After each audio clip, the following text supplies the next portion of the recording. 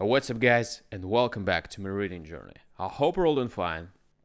And today we're gonna continue with Seneca's letters from a Stoic. All right, it's gonna be the letter 5. Let's get started. I commend you and rejoice in the fact that you are persistent in your studies, and that, putting all else aside, you make it each day your endeavor to become a better man. I do not merely exhort you to keep at it, I actually beg you to do so. I warn you, however, not to act after the fashion of those who desire to be conspicuous rather than to improve by the things which will rouse comment as regard your dress or general way of living. Repellent attire, unkempt hair, slovenly beard, open scorn of silver dishes, a couch on the bare earth, and any other perverted forms of self-display are to be avoided. The mere name of philosophy, however, quietly pursued, is an object of sufficient scorn. And what would happen if we should begin to separate ourselves from the customs of our fellow men? Inwardly, we ought to be different in all respects, but our exterior should conform to society. Do not wear too fine, nor yet too frowsy a toga. One needs no silver plate, encrusted and embossed in solid gold, but we should not believe the lack of silver and gold to be proof of this simple life. Let us try to maintain a higher standard of life than that of the multitude, but not a contrary standard. Otherwise, we shall frighten away and repel the very persons whom we are trying to improve. We also bring it about that they are unwilling to imitate us in anything because they are afraid lest they might be compelled to imitate us in everything. The first thing which philosophy undertakes to give a fellow feeling with all men, in other words, sympathy and sociability.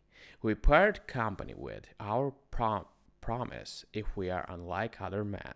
We must see to it that the means by which we wish to draw admiration be not absurd and odious. Our motto, as you know, is living according to nature, but is quite contrary to nature to torture the body, to hate unlabored elegance, to be dirty on purpose, to eat food that is not only plain but disgusting and forbidding. Just as it is a sign of luxury to seek out dainties, so it is madness to avoid that which is customary and can be purchased at no great price. Philosophy calls for plain living, but not for penance. And we may perfectly well be plain and neat at the same time. This is the mean of which I approve. Our life should observe a happy medium between the ways of a sage and the ways of the world at large. All men should admire it, but they should understand it also.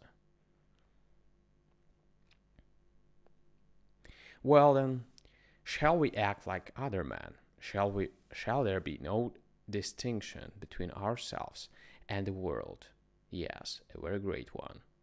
Let man find that we are unlike to the common herd if they look closely, if they visit if they visit us at home, they should admire us rather than our household appointments.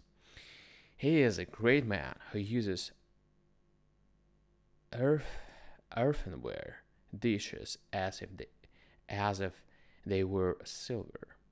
But he is equally great who uses silver as if it were earthenware. It is the sign of an unstable mind not to be able to endure riches. But I wish to share with you today profits also. I find in the writings of our Hecata that the limiting of desires helps also to cure fears.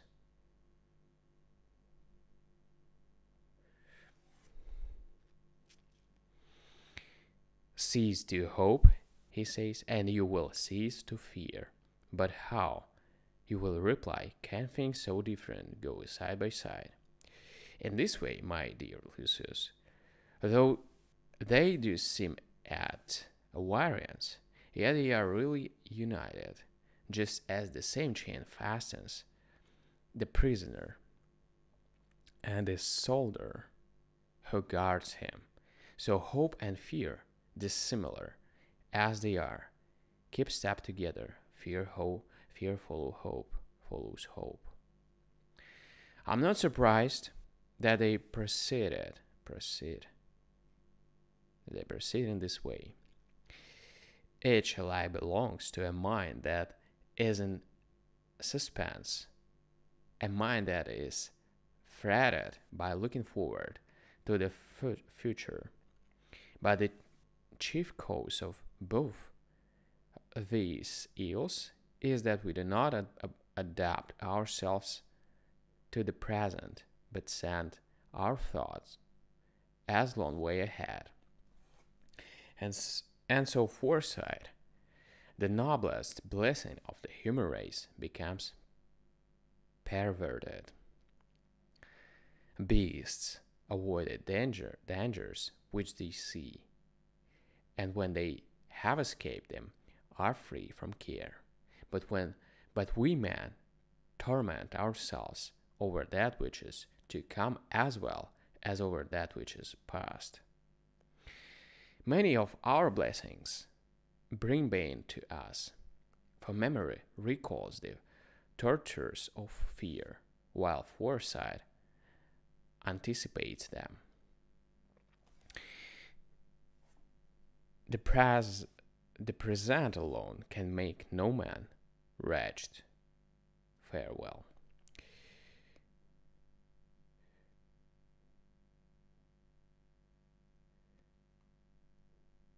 Letter 6.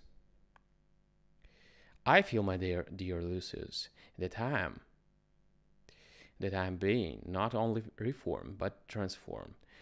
I do not yet, however, assure myself or indulge the hope that there are no elements left in me which need to be changed. Of course, there are many that should be made more compact, or made thinner, or be brought into great prominence. And indeed, this very fact is proof that my spirit is altered into something better, that it can see its own faults, of which it was previously ignorant. In certain cases, sick men are congratulated because they themselves have perceived that they are sick.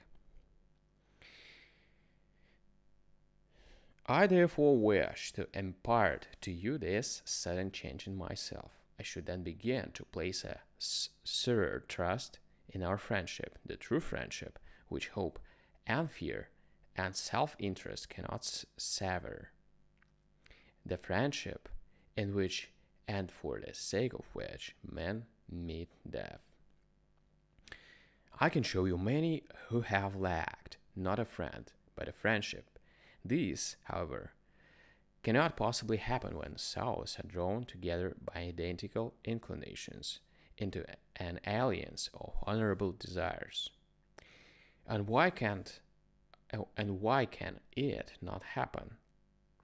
because in such cases men know that they have all things in common, especially their troubles. You cannot conceive that distinct progress I notice that each day brings to me.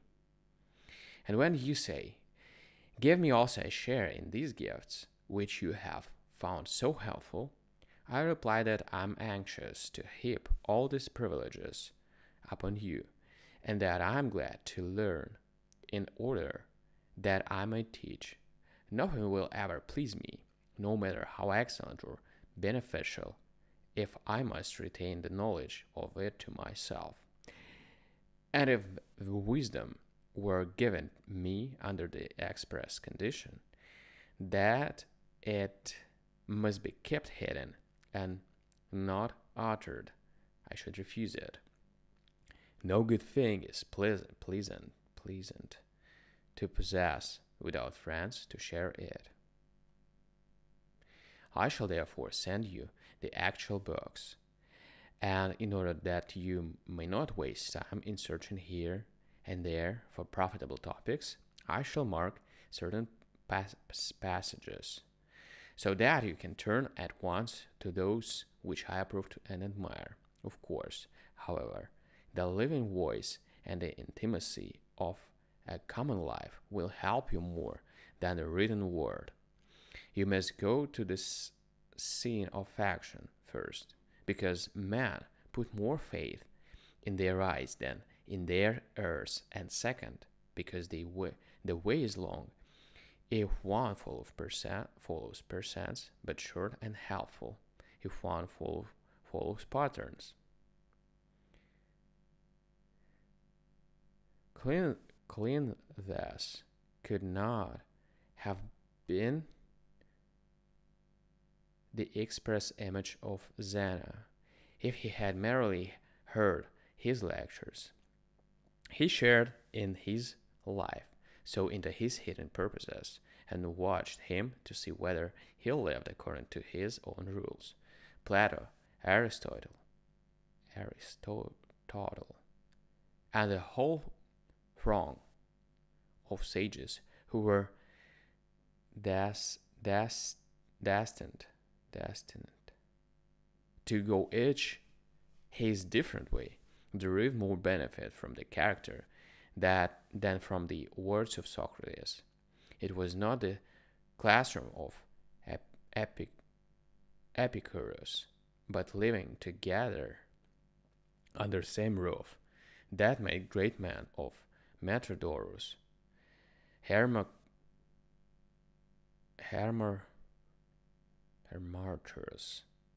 and Polyanus. Therefore I summon you, not merely that you may derive benefit, but that you may confer benefit, for we can assist each other greatly. Meanwhile, I owe you my little daily contribution. You shall be told what pleased me today in the readings of Hecata. It is these words: What progress, you ask? What progress, you ask, have I made? I have begun to be a friend to myself. That was indeed a great benefit. Such a person can never be alone. You may be sure that such a man is a friend to all mankind. Farewell. Alright, guys. 2 more letters have been done, and we're gonna continue tomorrow. Thank you for joining me. See you tomorrow. Bye.